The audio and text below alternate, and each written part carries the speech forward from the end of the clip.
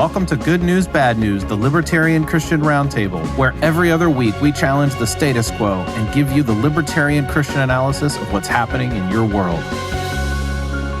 Hey, welcome back to another episode of Good News, Bad News, the Libertarian Christian Roundtable. This is a project of the Libertarian Christian Institute, and if you don't mind, before we get started right now, why don't you do one of those things that all the YouTubers say and, hit the like button, hit the subscribe button, do all those little things that you're supposed to do to help the YouTube algorithm figure out where we are, and so on and so forth. But we really do appreciate it. Thanks for sticking with us. We have a lot of fun here, and we have a number of topics that we're going to get right into about the news of the day and discuss from, kind of a Christian libertarian perspective, what is happening in the world. With us today, we have Carrie Baldwin over here. We've got Doug Stewart, the CEO of LCI, and Aaron Sepulveda, the man himself, who is very much in charge right now of the Facebook page for Libertarian Christian Institute, as well as being our brand new general editor of the site. So we're glad to have everybody here. Oh, also, this is actually a good time to point out that this actually, on the day we're recording this, February 2nd, 2022, it is the 13th birthday of the libertarianchristians.com/LCI Facebook page in the first place. So, like Bitcoin, we've now entered teenagerhood at least with the Facebook page. and that is pretty cool when you think about it. So I'm happy to have everybody here. Guys, we're going to get right into it. The first topic that we wanted to get right onto was the nexus of cancellations that have been happening in a most hilarious way over the last week and a half or so. And we've seen a bunch of weird stuff happening all at once. Guys, what do you think? We first off got the one and only Joe Rogan. Who didn't get canceled. Who didn't get canceled, but it was sort of threatened to. I mean, well, they're canceling themselves. But so you had Neil Diamond. Yeah, Neil Diamond and no, Neil Young.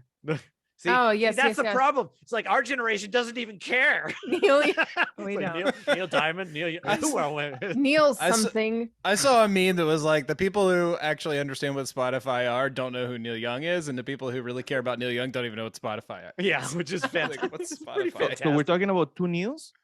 No, there's only one. No, there's only one. I was mistaken. No. It's Neil Young, who he said pull all my stuff off. You guys are supporting Joe Rogan. But Carrie inadvertently sort of makes the point. It's like, for those of us who actually use Spotify, what do we even care? Like, I mean, I honestly thought it was more like a cultural thing that I didn't know about. Like, okay, I was raised outside the United States. No, it's just nobody knew what was going on, so it wasn't just me. Thank you. Well, it's baffling to think that Spotify would even remotely consider their $100 million contract with the biggest podcaster in the entire world, who gets bigger viewership on every episode than like everything on cable news combined, and that they'd allow Neil Young to threaten that. Right. Yeah. No. It's like, and by a huge factor, right? You're talking about like 10 times more or something. Like, it's bonkers. Like the man has the biggest audience almost in the world at this point. And you're talking about 4 hours discussions. That's the big issue. Yeah. That news is not. News is like, I don't know, pop, whatever. Oh, and people want long discussions. Joe Rogan is wiping main corporate media off the map. It's pretty amazing. Like him or not, you kind of need to, if you care about or even remotely want to track where society is kind of going, like, you at least need to be aware of what Rogan is doing. Right. Yeah. It's pretty wild to really consider. I think what's disconcerting for me about this entire thing is that people, like, I'm hoping that it becomes its own joke, that cancel culture is sort of a joke in and of itself. Like, and maybe that'll be like the passing fad. But what's concerning about me is that we have a culture who thinks that this is just an okay move for Neil Young to make. And you have to ask yourself, what is their goal?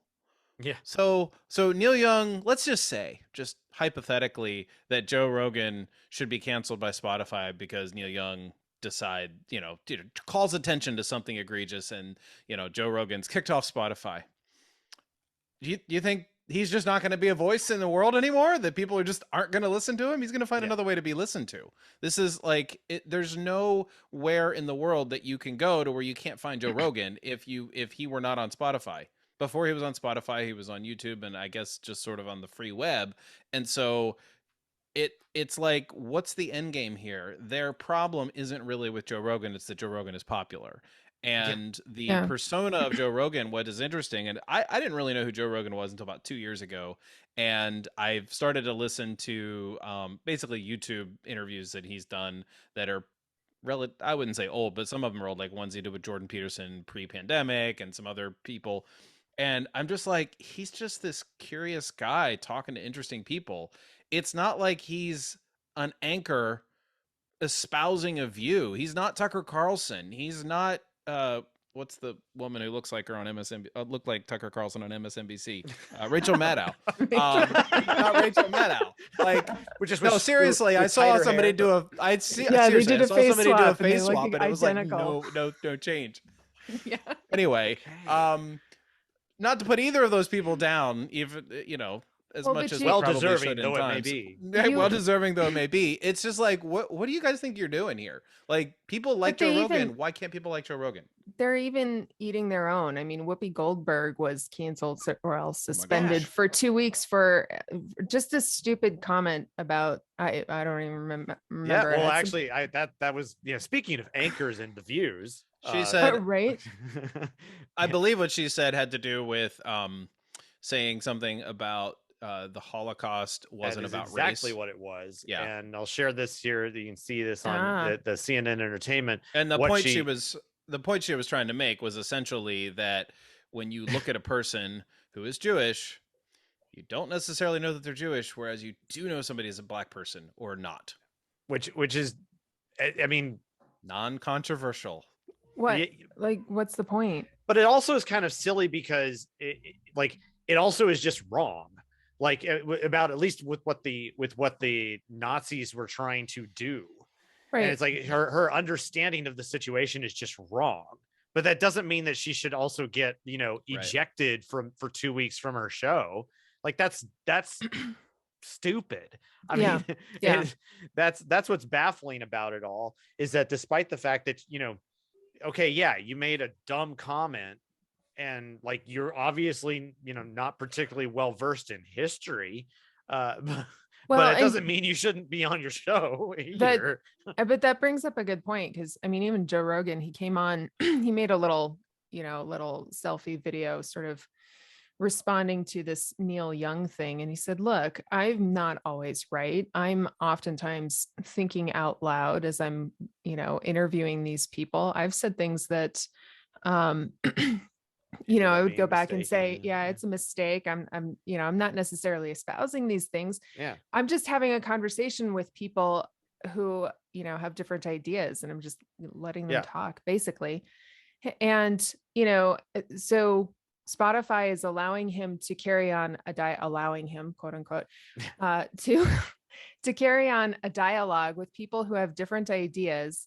And he dialogues very well, and it's very interesting. And then here you have Whoopi Goldberg. Oops, she makes one stupid comment and she's out for 2 weeks. It's like, why can't we have conversations and be free to make mistakes? Like, that's ridiculous.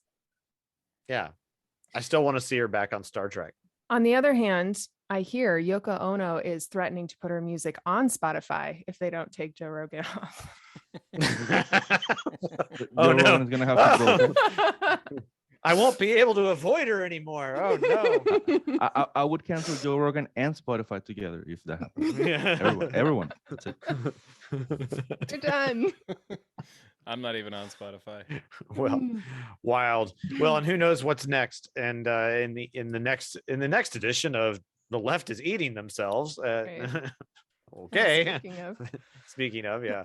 But at any rate, I think that kind of wraps that up pretty well. But there's all sorts of other things happening with regards to COVID-19, with regards to other weird politics things going on. Carrie, tell us what's been happening in Canada. I'm really curious to Canada, what just happened? Oh my gosh. So on the 29th, they officially had a Freedom Convoy meet in Ottawa, which now millennials in America know that Ottawa is the capital of Canada. The federal capital of Canada. I was there when I was a kid, so I didn't know what was going on. Oh. Um, Once. that's a joke from JP Sears I stole.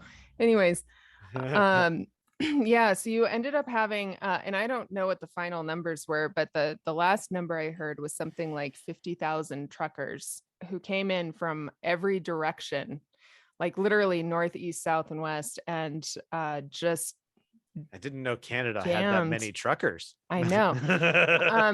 Well, not only did they have 50,000 Canadian truckers all meet in Ottawa, and they like jammed the roads, like completely blockaded.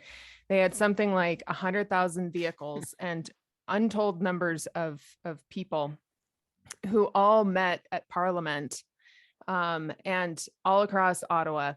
But they also had some number, and I don't know how many, but some number of U.S. truckers blockading at the border in solidarity. So Okay. they're protesting. Now the news was like, oh, they're protesting vaccine mandates, and that's certainly true. But 90% of the Canadian truckers have already been vaccinated. What they're protesting is the vaccine mandate, but also all the other mandates, the lockdown, like the whole kit and caboodle. Yeah, it's And pretty maddening out there. it started out as a protest of the vaccine mandate, specifically that you had to show your papers at the border or quarantine for 2 weeks if you entered Canada without being vaccinated. But eventually Canadians just turned it into an all and out protest against the entire thing.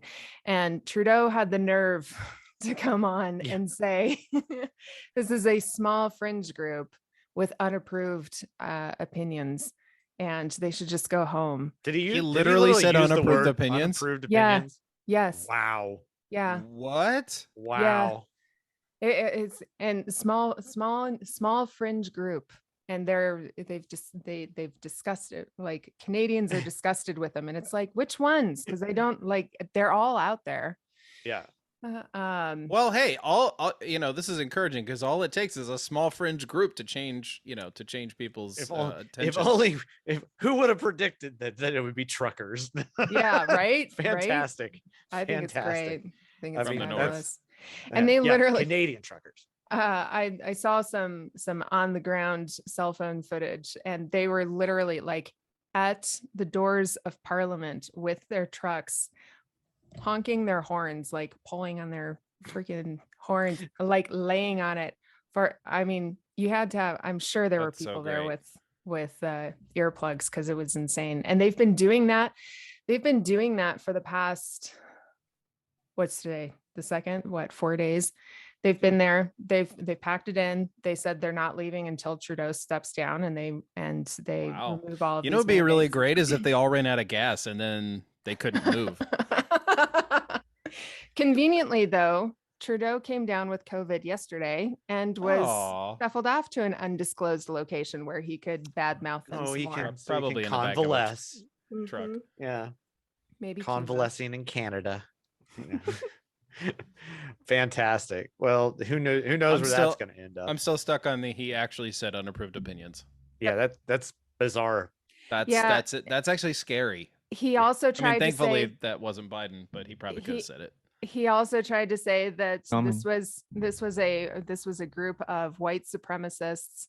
Oh yeah, who are racist and misogynistic, and you've got pictures all over There's the place. so many Canadians that are white people- supremacists. Yeah. You have so many pictures of Canadians from various ethnic backgrounds going, nah, no, sorry, we're not falling for it this time. Yeah, and yeah, it's madness. But wow, what a week. So good for Canada. Good for Canada. I even saw some Gadsden flags out there. Oh, interesting. Okay. Yeah. That's good. So well, so that's I bet it was a really nice protest though. well, there were kind. signs that said dropping the F-bomb at like- Trudeau. So like I honk think the horn, Yeah. honk the horn. Sorry. there was somebody had changed a Gadsden flag to have a Canadian goose on there that said, "Please leave me alone," instead of "Don't tread on me." Oh wow. That's fantastic. You know, it just sort of side note, you know, I love the libertarian parody artist Remy, or Go Remy. He does fantastic work. And just a little while ago, he had he did another one about building in San Francisco, parodying Taylor Swift's "You Need to Calm Down," and I just feel like it's great, it's fantastic, but he almost needs to like do it again, but about like all the COVID hysteria everywhere, Right. because that's like it's things like missed opportunity. So Yep. I say that, and then I'm gonna do it myself here. Oh no, I'm gonna have to start writing. Doggone it. But okay. Anyway, that's so that seems like an interesting opportunity there, I guess. But hey, there's a little closer to home though. We had another mark of very interesting, you know, I don't know exactly what you want to call this exactly. But A milestone. Yeah, that's a good one. But usually we celebrate those. Yeah, this or you know, perhaps this is a, you know, more like go get a the champagne? milestone where you drive off a cliff. I'm not sure, but this is apparently a we have now millstone. surpassed the national debt of the United States has surpassed 30, not million, not billion, but $trillion. Now, what perspective? How just big zeros. is They're not worth anything. that? Well, it Okay. surely is enough that it's bigger than, you know, the economies of like China and, you know, a number of countries in Europe all combined. What But how big debt, is it really? I mean, How big is it really, Aaron? Tell us about this. I actually don't know how to express. Okay, for sure, it is more than what Americans altogether spend in 1 year. Yes. More. That's for sure. Like in the whole economy in 1 year, the whole money stream in 1 year. That will be kind of like that. Now, this is the fancy way. So why is it ridiculous? Why is it ridiculous and at the same time sustainable, which is super weird? This is I know. And some of you guys were saying like, how is this even like? It's not tangible. Yeah, we've been living on an untangible universe since long time ago. Yeah. So that now remember, that's why Hayek could easily come out with say, you know what? If the government can do this, like seriously, the private sector can do this. Like there's absolutely no reason why the private sector cannot do. If we can just do intangible stuff, like the private sector cannot do it. The best way to see the national debt is this: poor little rich people need something to make gigantic transactions with, okay? And they don't like to have it on the bank. So they just buy gigantic 1 million, 2 million bonds, which is the national debt, treasury bonds. And whenever they want to make gigantic payments, they transfer among each other. If you want to see it this way, the national debt is the money of rich people, and checking accounts is the money of the rest. And so the rest. So one of those economists, 99%. the best non-Austrian economist that I know of, Andolfato, he's from Canada, I think, if I'm correct, or he's always very close to Canada. He said the national debt is wholesale money payment, wholesale money, not retail money. Yeah. So rich people and big financial institutions do not use money like you and I. They use the national debt. And it's very nice for rich people, because where else would they have money and earn interest on that money without, you see what I'm saying? So like, okay, they're gonna have money with no interest, but the national debt provides the money service and they get some interest as they go along. So that's really, it's really rich people, the one that demand the national debt, just so you guys know. It's wholesale money for the world. So, and the big complaint or concern the libertarians should have, and I have been telling conservatives on this side, is that the bigger the national debt, all it means is that the federal government is getting bigger. That's really it, just completely taking over. That means that it's a signal that society depends ever more and more and more and more upon what the federal government does, the United States federal government, by the way. And this has actually reached not just United States citizens, but quite literally, at least international markets. So it's United States citizens and international markets have ever higher dependence upon the expansion of the federal government. So what exactly happens though? I mean, 30 trillion is a lot of money, but perhaps that what is also quite relevant here is that what happens when like the interest on the national debt begins to outpace the revenues of the federal government itself? They roll it over. Yeah, but then like at that point, you can't really expect that. I mean, if let's just say if it's $30 trillion and the interest is $1 trillion, but the revenues of the federal government is 0.9 trillion. Well, like now you can't even pay the interest on the national debt. So not only can you not like you stop being able to fund anything at that point. Right? You roll it over, like you create a new bond with a bigger face value. Sure. That covers it. You're paying the interest with the new bond. Yeah, but then that just adds more to the national debt, so that over the next year there's going to be even more. So it's Norman, we should introduce you to the concept of deep time. There's an infinite number of years into the future. All you have to do is just keep delaying it. Oh, is that how it works? Well, I mean, but eventually, like, I think that like once you have there is an inability to actually pay off that debt, and like it's not even conceivable to do so. Like this is the issue that, for example, at least the best example we could have would be Japan. Mm-hmm. They have been doing exactly this, and their national debt, if I'm correct, as of lately, is at least twice their GDP. Yeah. Not just a little bit more, but like twice. And then the interest rates never really go up. And now another thing, just to be also clear, it is a signal that the economy is real weak because nobody wants to invest in the private sector and expand. Everybody just wants to invest in the safest nominal asset, which is just the national debt. That's the safest place. So it is a bad signal that we're kind of getting into sort of a Japanization of the economy. Right. So it's becoming little by little a zombie economy. It is bad signals. What I'm saying is that the debt is a signal of something that is even worse happening in the background, which is worse than the number. But the number does tells you that that things are not going right. It is possible to continue to pay it. Best example we have, obviously, you're not talking about 30 trillion, right? But during the Reagan years, you have an increase in the interest rates because the Fed contracted the money supply very heavily. So you have monetary contraction, but you had fiscal expansion, high spending on the Reagan years, just so conservatives know, low taxes, gigantic new deficits, fiscal deficits, which means Reagan was probably the first one outside of war to increase the national debt to balloon it. And all they were doing as interest rates were getting as high as, if I remember, it was like close to like 13% or more. Very insane. When we were born, literally in the 80s, early 80s.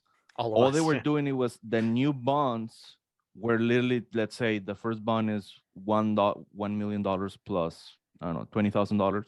The new face value was $1 million, $20,000, and then plus interest. So they just roll like the new bonds, they just get bigger face values. Sure. So if this $30 trillion in debt is also wrapped up in international markets and the United States is at risk for Japanification or zombification, however you put that. No, Japanification sounds way better. Rolls off the tongue. Doesn't that mean that international markets are also headed for the same thing? China, there you go. That's a big concern. Certainly China. I can see China. They're going to be zombified precisely because all of the excesses and the dependency of the central government or federal government. So it depends on which international markets are wrapped up in the U.S. economy. Repeat that, please. It depends on which international markets are wrapped up in the U.S. economy. Everything. I mean, that's everything. It's just that China is the closest one because no matter how much they don't want to. Because it's the largest trade partner at this point. It is a lot. Yeah, exactly. So gotcha. It would actually even be nice to see the second, if I'm correct, the second trade partner with the United States is Mexico. So that could actually have some type of effect, at least at the financial level. Mm-hmm. So yeah, the problem is the zombification of society. The economy is not is not dynamic anymore because nothing dies. The Fed ends up saving every silly little investment project that exists, even if it's very low productivity, because with the low interest rates, you can always just roll it over. you can just roll it over. That's what I'm saying. This is what really happens. It just keeps rolling over, even if it's a very dumb, and they're attracting a lot of real resources into very low productivity. So this is what was projects. meant by the zombie apocalypse. Yeah, I'm kidding. it's all an analogy for the reality. The one that has an excellent article, and if you guys can, let me see, will be in the American Institute for Economic Research. Daniel Fernandez has an excellent article about the zombification and starts from Japan, and then now everything moves in there. Highly recommendable. Cool. Yeah, well, we'll make sure and get that link from you and we'll put it in the show notes or something to that effect. Hey, well, that's a great way to kind of wrap us up here.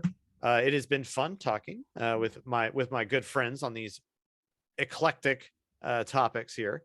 But we do hope that you have enjoyed this as well. And of course, if you would, please make sure you give us a good review if you don't mind. On your if you're listening to this on audio, or if you would, please just like and subscribe the YouTube stuff down below here. We would appreciate that. And come visit us at libertarianchristians.com. If you are at all interested in learning more about the intersections of libertarian ideas and Christian theology.